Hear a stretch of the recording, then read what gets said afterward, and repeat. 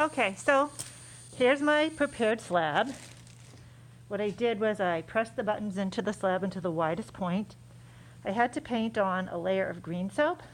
I used a soft brush because that's a release agent. Otherwise the plaster would stick to the buttons and I wouldn't have a mold.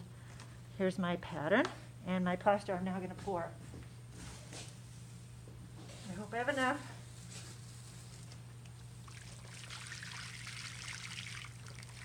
Ooh, I think I do, yay. Cool, okay.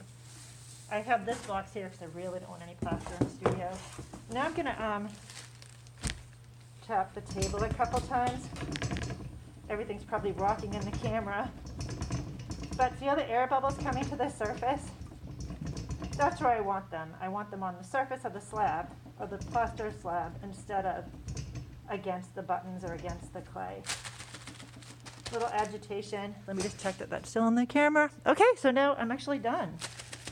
I have to wait until this dries, and then I can peel this off. Now normally what people do is they will make walls out of clay around their slab, but I found this cardboard box that was the right size. I lined it with plastic in case my box was weak in a spot. I wouldn't want it to open up.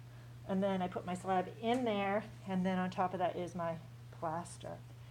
So as this sets up, it's going to generate some heat. Really, I just have to be patient. It can take about 20 minutes for it to dry.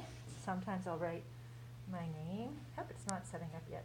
So it's going to take a while. If it were starting to set up, I could write my initials or name in here, and I'd be able to see them.